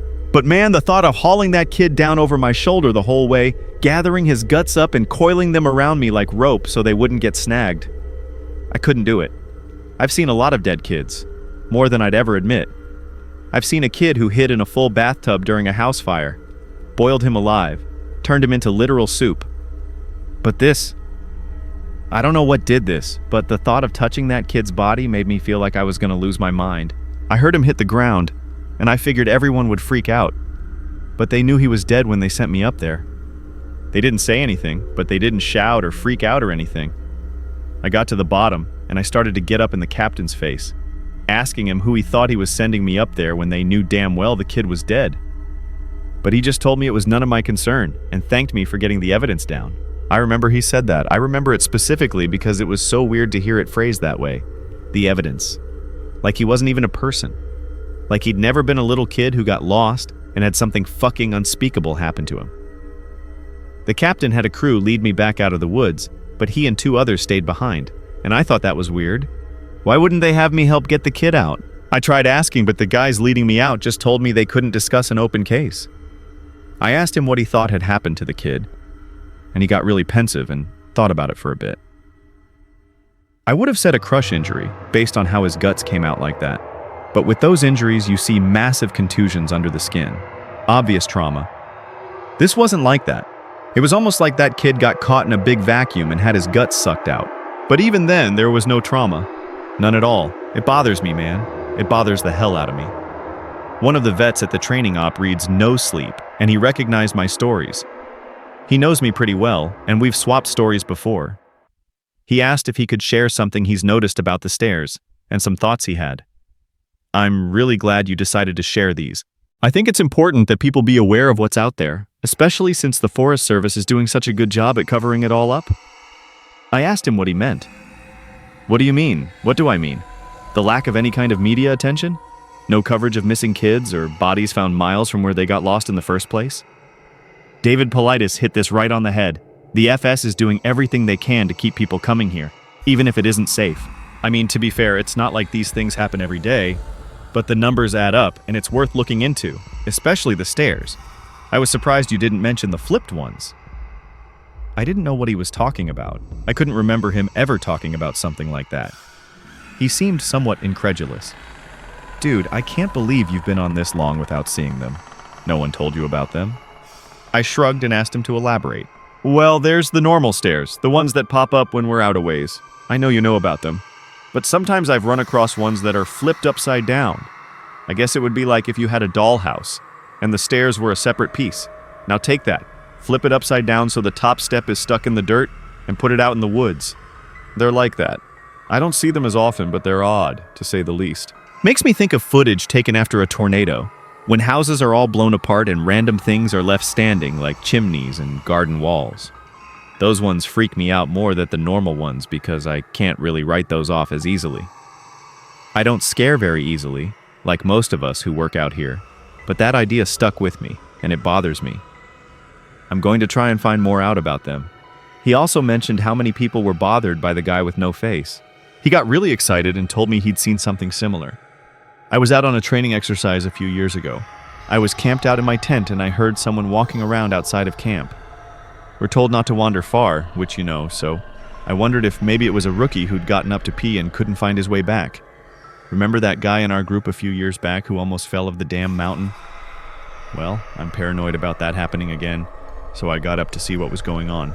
I went to the edge of the camp and I called to whoever it was and told them that camp was this way. But they kept going back out into the woods, so I went after them.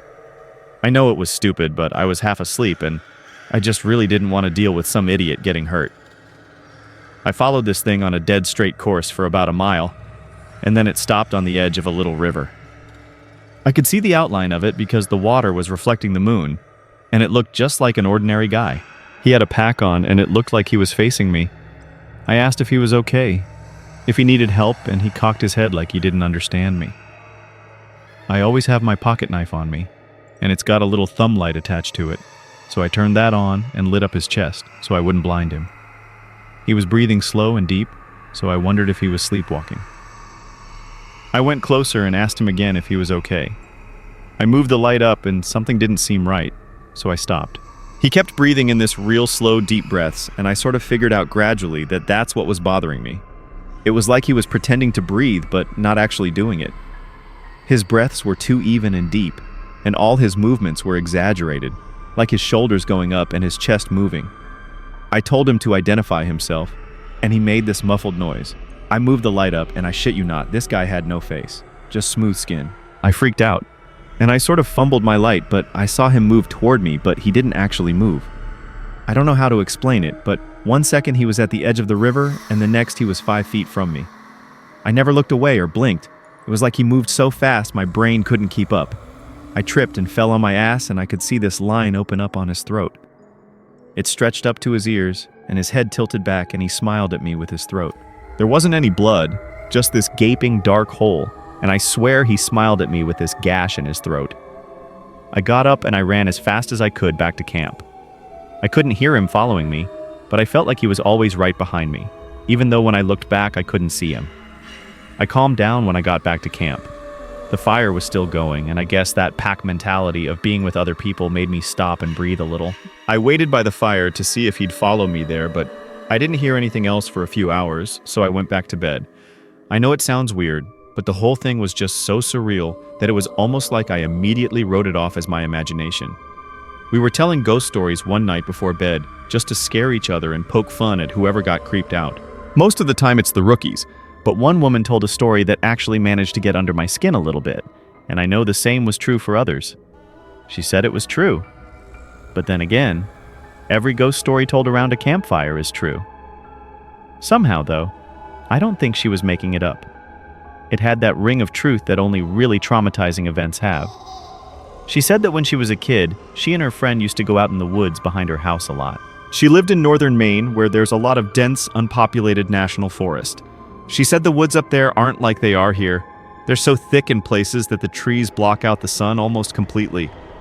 She and her friend grew up there, so they weren't scared of being out there alone, but they did always maintain a sense of caution in certain areas. She said it was never really talked about, but they always knew not to go more than a mile or two beyond their homes. The adults never said why, but it was an unspoken rule that no one ventured out that far. She and her friend made up stories about bears as big as houses that lived out there, and they used to scare each other by hiding and making growling noises while the other searched for them.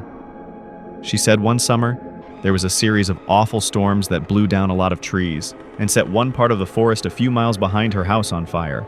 Fire crews got it under control, but she said some of them came back not quite the same. It was like they'd been to war. You could tell who'd really gotten scared because they had the same look on their faces. I think it's called shell shock. My friend and I said they were like walking dead people. They didn't smile or say anything if you went up to them, and most of them left town as soon as everything was over. I asked my parents about it, but they said they didn't know what I was talking about. Once everyone was told the woods were safe again, my friend and I decided to try and hike out to where the fire had been. We didn't tell out parents where we were going, and it was pretty exciting to think that we were disobeying them like that. We hiked out about 2 miles or so, and we started seeing burnt trees and stuff. I remember my friend got really upset because we found the skeleton of a deer curled up under a tree, and I practically had to drag her away. She wanted to bury it, but I didn't want her touching it because its antlers were weird. I can't remember why. I just remember thinking that there was something wrong with them, and I didn't want either of us going near it. The farther we went, the more burnt everything got. Eventually, there were no standing trees, and it was like being on another planet. Almost nothing green, just brown and black everywhere.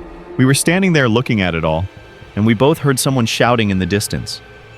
I panicked because I thought it was my dad, and that he was going to tell me I was grounded. My friend broke off and went to hide behind a big rock because she said she didn't want to be caught out here. Her parents had forbidden her to come out in the woods at all, and she'd lied and told them we were going to a movie. I followed her, and we kept listening.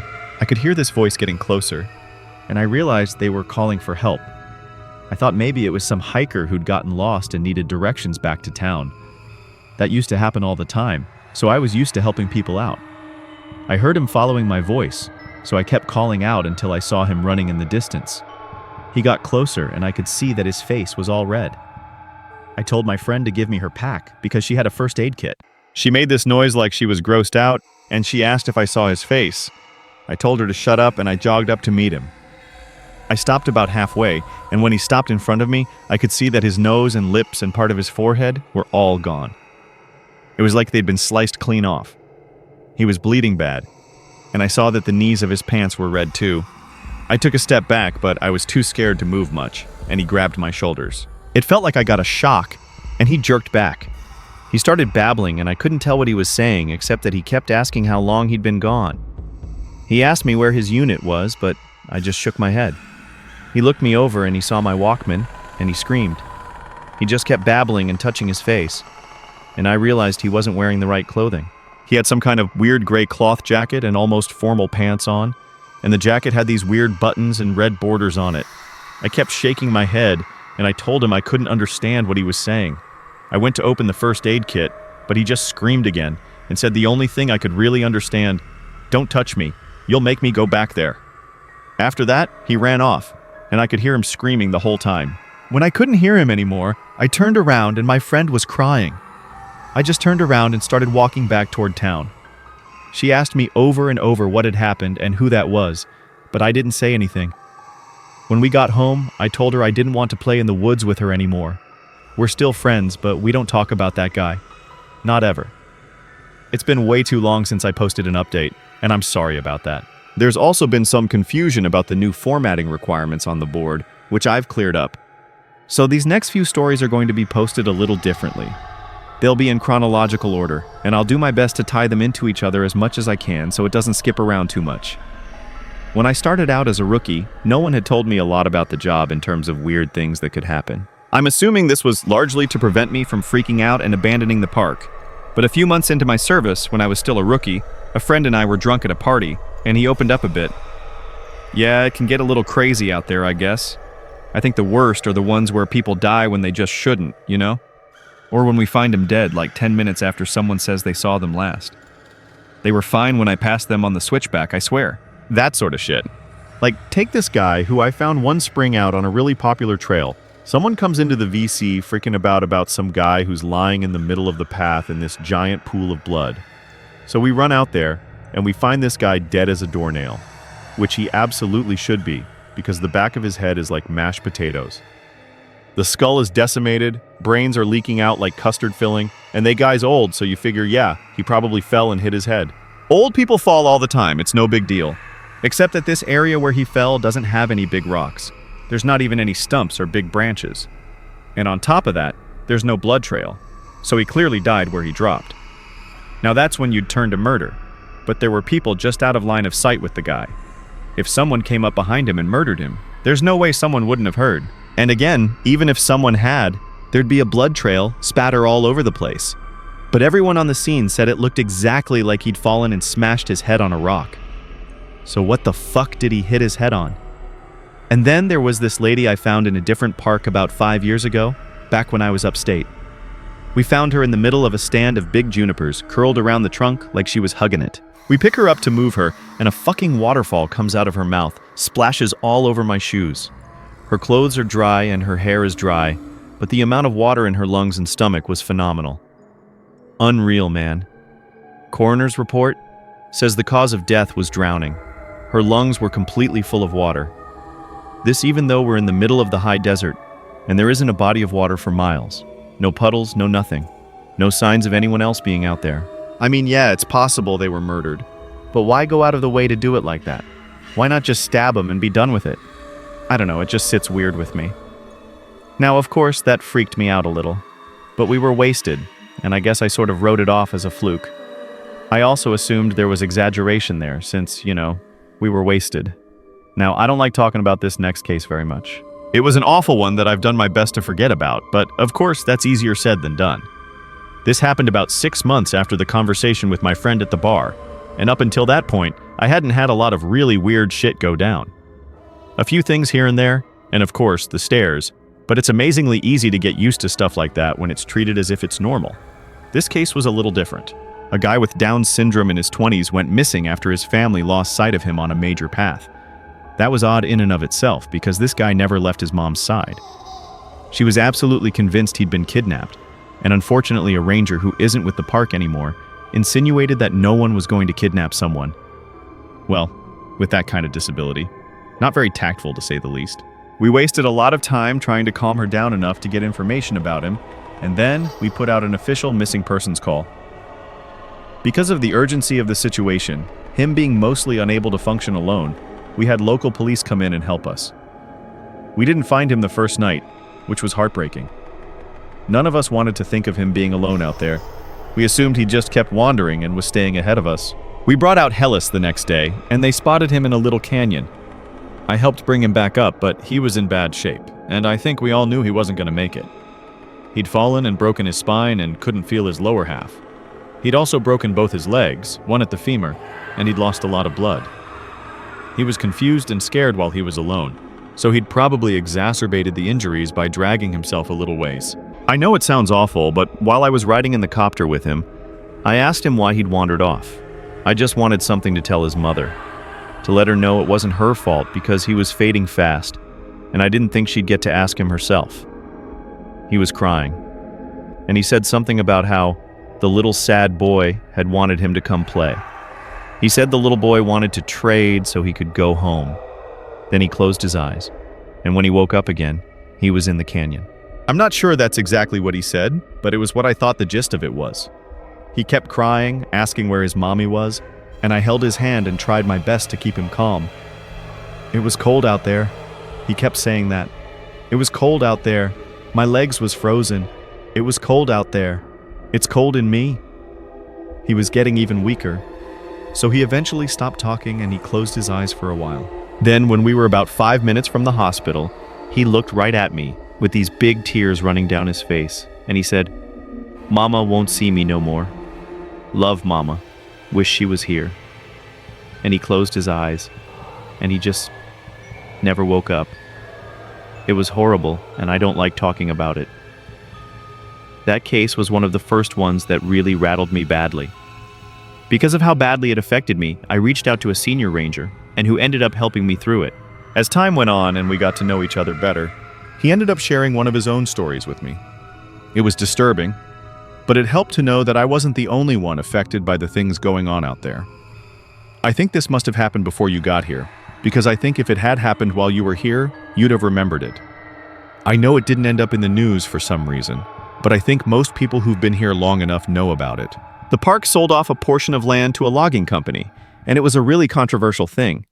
But it wasn't that large or old of a plot, and it was right after the recession, so we needed cash bad. Anyway, they were felling this plot of land, and we get a call that we need to get our supervisors out right away. I don't know why, but they ended up sending me and a few other guys along with the heads, I guess for power in numbers, to see what was up. We got there, and all these guys are crowded around a tree that they've just cut down. They're all pissed off and freaking out, and the foreman comes over and says he wants to know what we think we're up to. What the hell y'all think this is? Some kind of sick joke? You've got a lot of fucking nerve pulling this shit. We bought this land fair and square. Well, we don't know what the hell he's talking about. So he brings us over to this felled tree and points at it and tells us that when they cut it down, it was just like this, and they'll be damned if they put it there. The inside of the tree was all rotted out and hollow in one spot, and when they cut it down, it had exposed that chamber, and inside it is a hand, like a perfectly severed hand, and looks like it's actually fused with the inside of the tree. Well, now we think they're pulling a joke, so we tell them that we don't like being fucked with, and we start to leave, but they tell us they've already called the cops, and that they'll go right to the media if we don't stick around. Well, that gets the head's attention, so they stick around and talk to the police about it. Everyone is denying that they put the hand in there, and besides, how would anyone have even done it?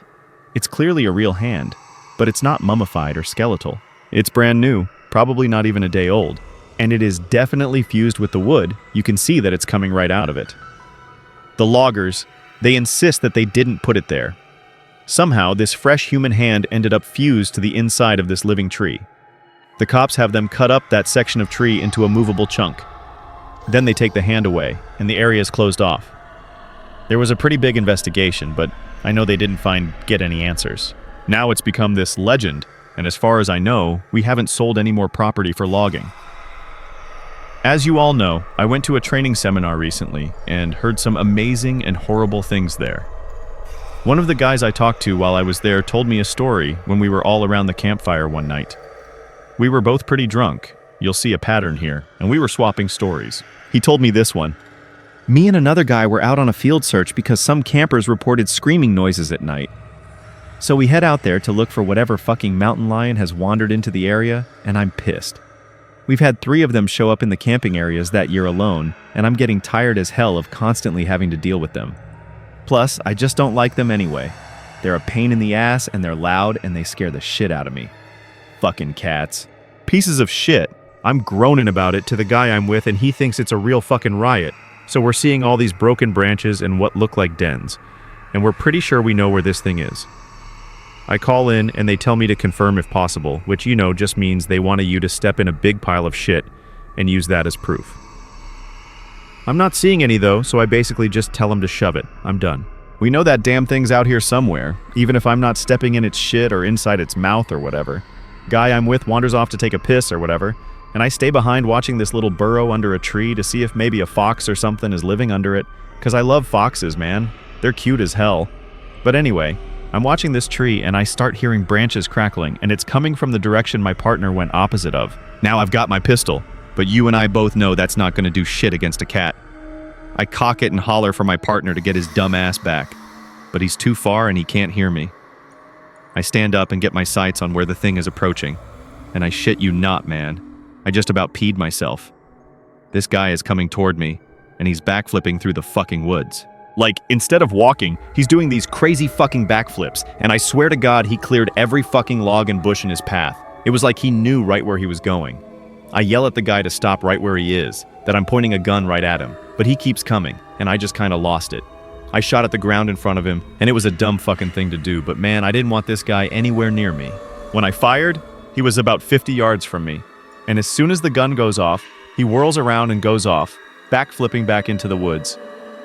My partner hears my gun go off and runs back and asks what's up, and I tell him there's some fucking weirdo out here hopped up on God knows what, and we need to get the hell out of Dodge.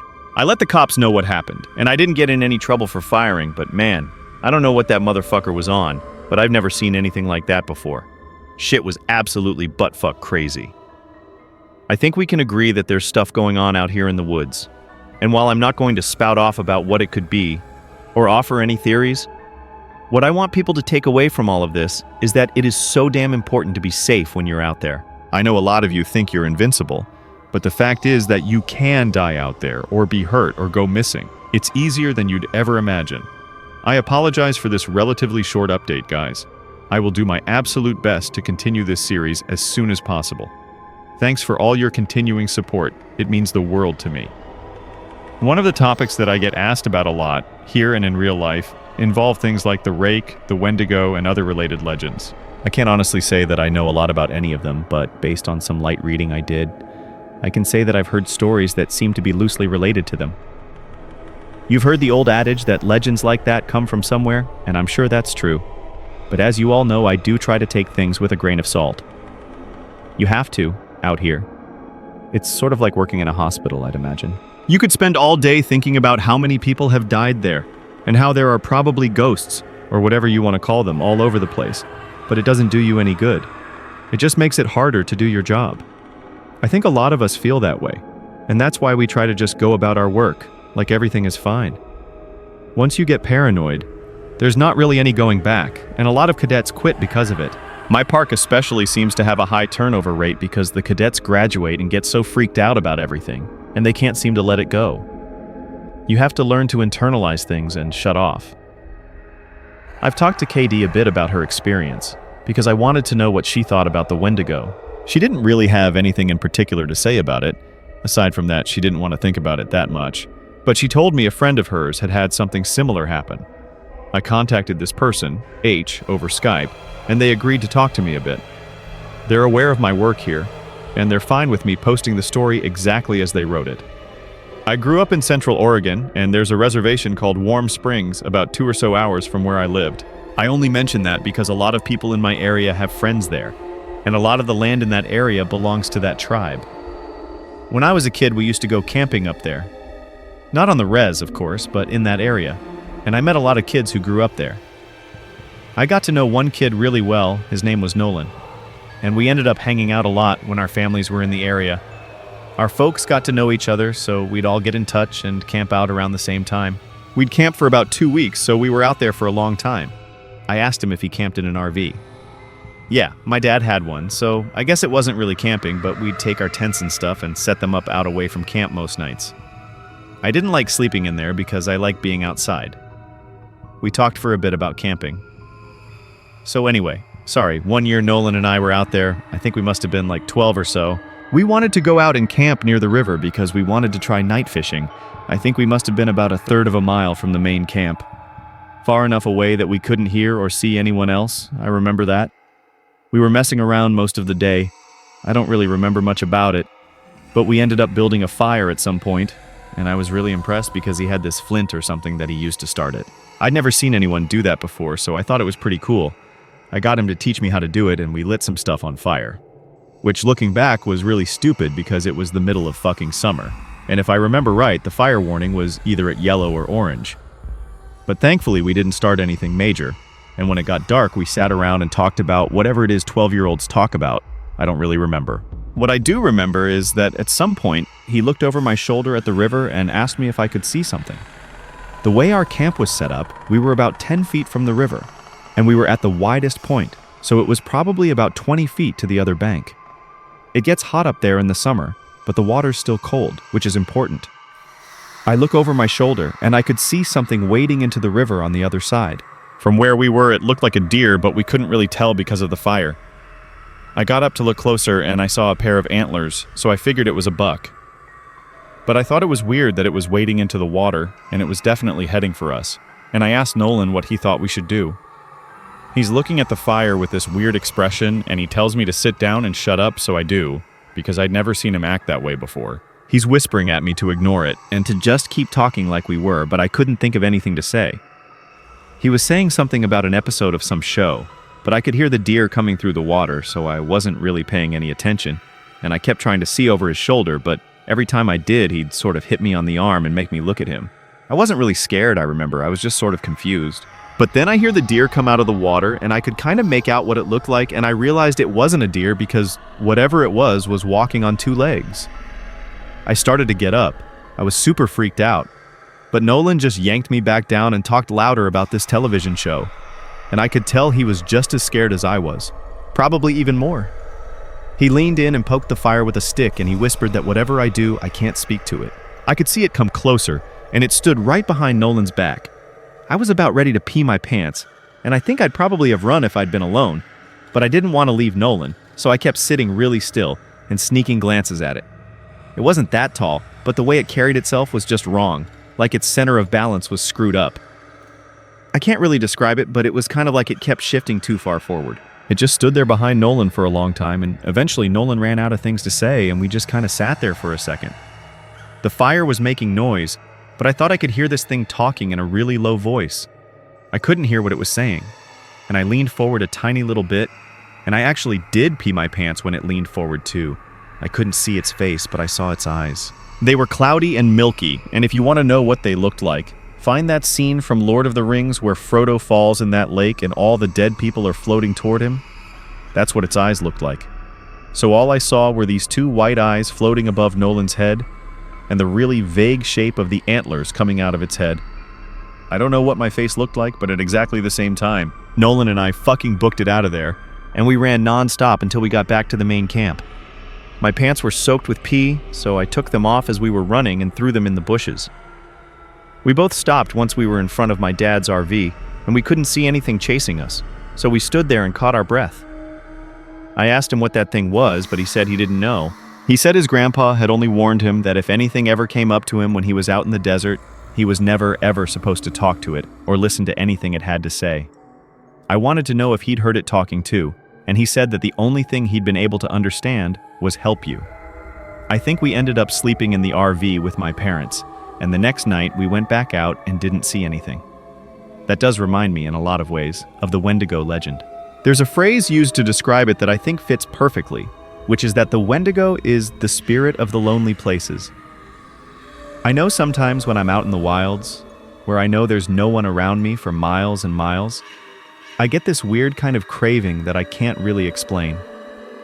I don't know if it happens to anyone else, but it's this desire to consume. It's not like I crave anything in particular, but more of this weird, distracting hunger that comes from every part of my gut.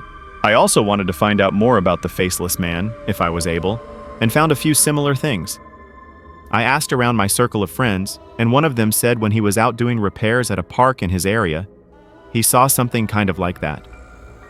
We were having dinner in town, 5 of us including myself.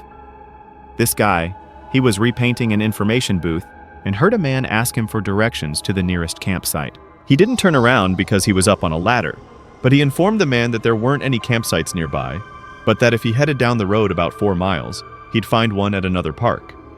He asked if he could be of any other help, but the man said no and thanked him. My friend said he kept painting, but he was listening and never heard the man leave. The second he came up and talked to me, the hairs on my neck stood up, but I wasn't sure why. I just had this really uneasy feeling about the whole thing, and I wanted to finish painting and get out of there. I figured maybe part of it was that I couldn't turn around to look at him, but something just felt off. There was also this weird smell floating around even before the guy talked to me, kind of like old period blood.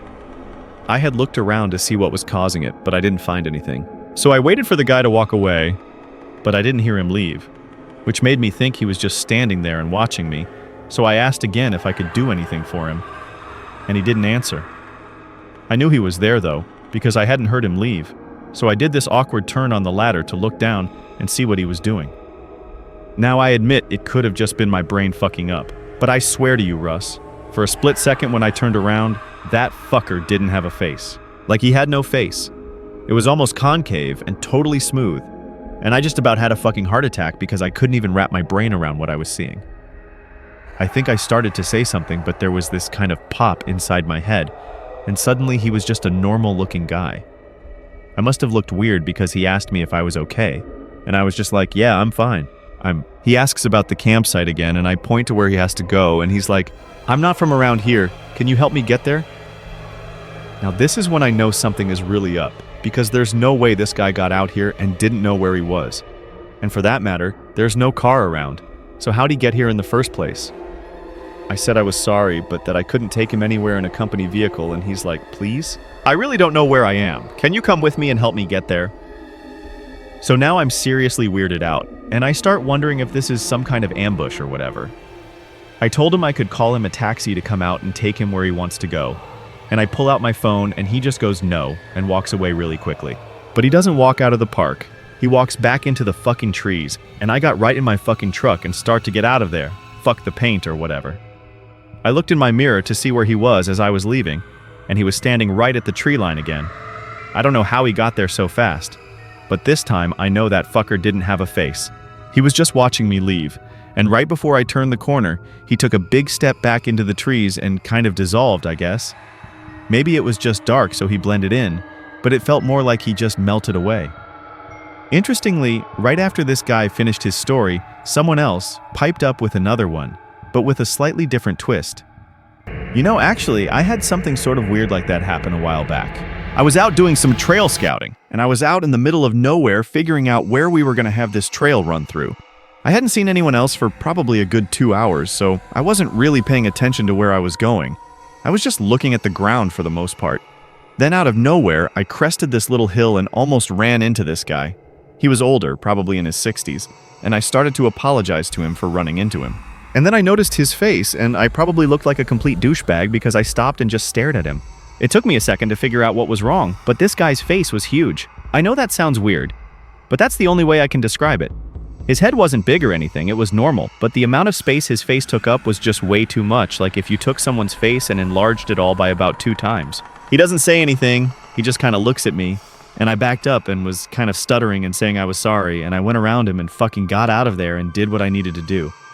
The whole time, I kept looking behind me because I was so freaked out that he'd pop up behind me or something. I know it sounds ridiculous, but I swear to you it was one of the creepiest things I've ever seen. I switched the topic to the stairs a little later, and there was a definite shift in enthusiasm. No one spoke up at first.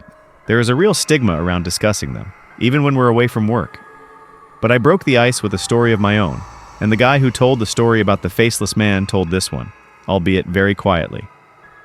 A couple years ago, I was camping with my girlfriend, and we're out about 2 miles from the road at this site I know.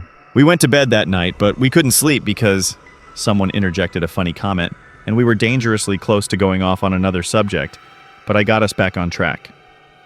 Yeah, really funny, you fucker. No, it was because we kept hearing that grinding noise. My brother used to grind his teeth in his sleep, and it kind of reminds me of that. My girlfriend was freaking out, but I just kept telling her to ignore it because I've heard it before and you just have to ignore it. It goes away eventually, you guys know what I mean. We all knew what he meant. So eventually I got her to go to sleep, but I woke up probably 2 hours later because something was just off. I rolled over and she wasn't there. And I kind of freaked out because he thought for a second, and then he took a very long drink. Anyway, I ran out of the tent calling her name, but I didn't have to go far. She was standing at the edge of the camp looking at something in the trees, and I could see she was really pale. The fire was low but bright enough to see her. Anyway, so I ran up to see what was going on, and she was dead asleep, but her eyes were open. She had this real spaced out look, you know. So I put my arm around her to lead her back, but she wouldn't move. She just said really quietly something like, "I have to go now, Eddie. I have to go. It's here." I was like, "You're just sleepwalking. Come back to bed." But she wouldn't budge. She just kept standing there and saying that she had to go. And I looked where she was looking, and there was a fucking staircase right there about 15 yards away. Gray one, concrete. And she started to walk toward it, but I yanked her back and that woke her up. She looked at me like I was fucking out of my mind, and she asked what the fuck she was doing out of the tent. I didn't tell her anything. I just told her she was sleepwalking. The grinding was gone, so she just went back to the tent with me and fell asleep again. I don't know. I don't like thinking about it, you know? We all knew. You guys remember that kid with... I can't remember what it was. Some kind of brain fuck-up, not Downs, but something like it. Someone else brought up. Well, I got to read the report he gave when they found him a week after he went missing, and it was fucked up beyond belief. I mean, you have to take it with a grain of salt because who knows what that kid actually thinks is real, but some of this stuff, I don't think he could have made up. Like what? Well, first of all, he talked about the stairs. He said he'd been watching his dad build a fire and the stairs came up to him, and he had to go up them or something bad would happen. The cops couldn't really understand what he was talking about after that because he just kept saying, "like the campfire," over and over. And he kept mentioning sounds, but he couldn't say what sounds, just that it was loud, and he covered his ears so he couldn't hear them.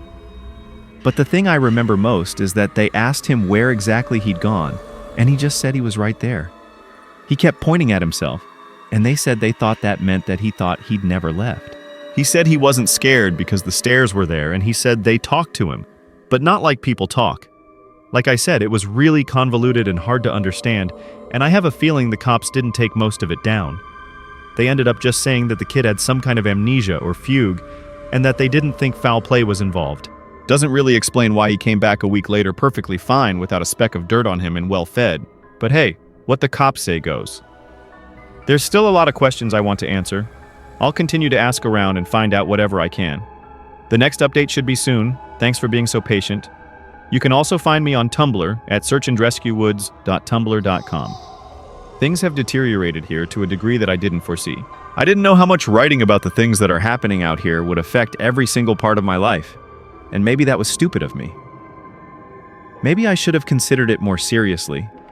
But honestly, I just thought I was writing about things that a few people would want to hear. I didn't think it would get this much attention. People ask me about the stairs now. It doesn't happen every day, but when it does happen, I never really know what to say.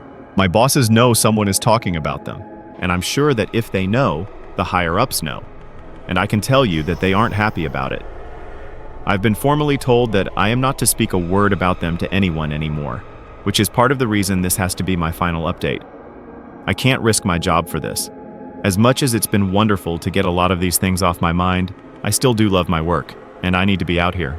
If anything, my being aware of what's really going on is enough reason to stick it out. I may not be able to tell people that they're out there, but if I see them, I can direct traffic away to somewhere safer. Because of the amount of attention the stories have gotten, I've heard a lot of stories being swapped back and forth. I've heard so many I can't even remember most of them. The ones I do remember are the ones that I wish I could forget. One story that's made the rounds here was about a young woman who disappeared upstate. Initially, everyone assumed she was a runaway. She didn't come from a great home life, and so it really wasn't any kind of surprise that she'd choose to cut and run. But people started coming forward saying that they'd seen her around the park shortly before she vanished. So some of the rangers in the area were sent out to make sure she hadn't hung herself or something on any of the back trails. It took them a while, but they did find her. Well, not all of her, just half of her tongue and a quarter of the lower jaw. Very clean cuts from what I heard. They've never found the rest of her. So many stories about children. So many of them going missing and turning up in caves, wedged in between impossibly tight spaces. So many of them found on mountain peaks or at the bottoms of sheer gullies. Missing shoes, missing socks, or found with both in perfect condition despite them being miles and miles away from where they vanished. So many stories of black-eyed people wandering around the woods and calling out in the night, mimicking the sound of running water or a bobcat screaming.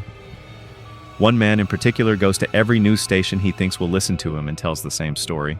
He was deer hunting, had camped out in a very remote area, and woke up because something was scraping against his tent. He thought it was a raccoon or a fox until the thing pressed its face against the door of the tent, at which point he could very clearly make out a human nose and mouth. He kicked at it, but it leaped back and was gone by the time he opened the tent flap, gun at his side. He fired 2 warning shots, and when the sound had faded, he heard a snap behind him. A man was standing at the edge of the campsite. This man was not wearing any clothing, but he also didn't possess any kind of human flesh. As this hunter described it, the man was made of some kind of amalgamation of raw meat and hair, as if someone had scooped up roadkill and molded it into the vague shape of a man. The face was lumpy and only a rough approximation of a human face. The thing opened its lopsided mouth, and from it came the sound of the gun the hunter had fired. It did this twice before mimicking the sound of the tent zipper and fleeing into the night. A young couple, out for a hike in the rocky areas of my park, reported to me yesterday that they had seen something strange out on a peak I'm very familiar with. They were taking turns looking through a pair of binoculars when the man noticed a hiker climbing up a very steep part of the cliff face. He watched the man scale the slope, and it didn't occur to him until the incident was over that this person had no climbing gear. When the climber reached the top of the peak, which was about 5 miles away, they turned and faced the young man. He said whoever, or whatever this person was looking right at them. The climber waved in an exaggerated manner before snapping in half at the waist, sideways, and leaping off the peak. The young man didn't see where the climber landed. I sent them on their way with assurances that I'd check it out. I lied. I won't be turning in a report because there are 10 others exactly like it. The climber is well known in that area. I don't question it anymore. There are so many things I won't ever be able to understand about my job, and it would take me years to relate all of the things I've heard in the last few months. When I feel like my job isn't in jeopardy, I will come back. It may be in a different format, but I will come back. Thank you all for sticking by my side and enjoying the things I've talked about. If you go out into the woods, I encourage you to be safe. Bring water, food, survival equipment. Let people know where you're going and when you'll be back. Don't go on uncharted paths unless you know exactly what you're doing. And above all, don't touch them. Don't look at them. Don't go up them.